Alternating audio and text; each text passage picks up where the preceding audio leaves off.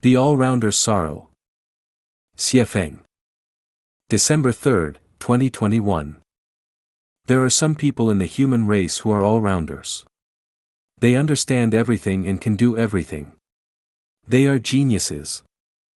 But for 99.9% of people, to become an all-rounder, it takes time and energy to learn, to practice, and to put their skills into practice. The problem is that life is short, but principles and skills are unlimited. It is not easy to become an all-rounder in this limited period of life. People's talents are just like their looks. People are different. It is impossible to make yourself look like everyone else. Only by giving total commitment to your strengths will be the best choice to go forward on the journey of life. The sad thing is that to survive in human society, most people are not using their strengths, but passively doing jobs that they are not good at, and their true nature cannot flourish, or the law of survival in society forces them to engage in jobs they don't like, to engage in a variety of different jobs, to become an all-rounder. When becoming an all-rounder, many do not realize that it takes much time and energy to study and become an apprentice. As a result, most people lack a true professional skill.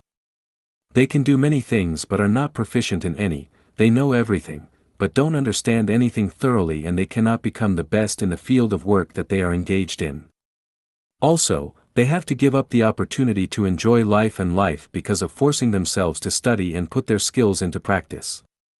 In the end, when they find that they are accomplishing nothing and are just struggling to survive, they will hate themselves for being incompetent and will lose confidence in themselves and will lose their longing for a better future. Are we doing what we like? Did we choose it ourselves? Is it what you are good at? Is it your favorite?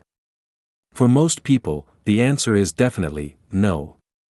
We are like a drop of water, being propelled forward by the tide of society. We can't choose by ourselves, whether we like it or not. To survive, we have to do this or that.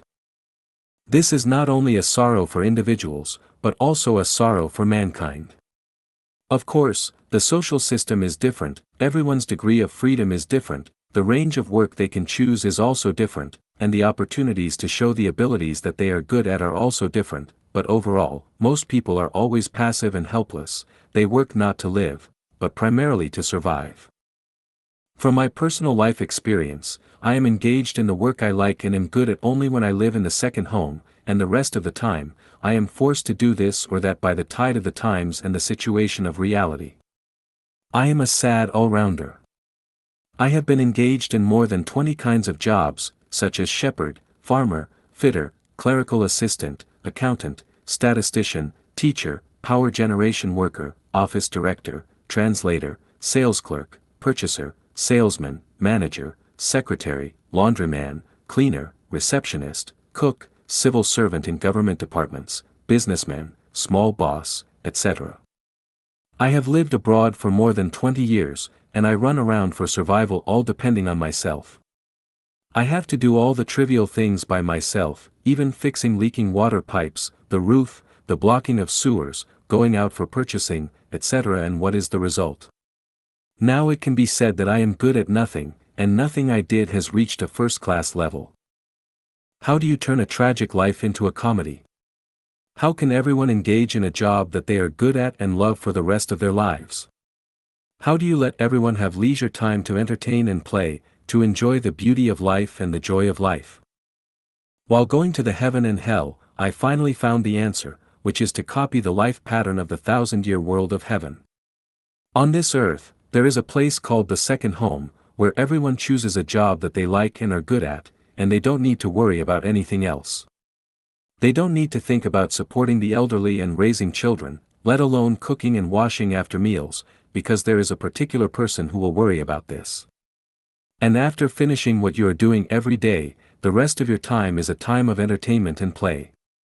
This is what can be called a human life, and it is also the most perfect way of life in the world. Do you want life to be simple, easy, full of joy, without worries and pains, and become a comedy?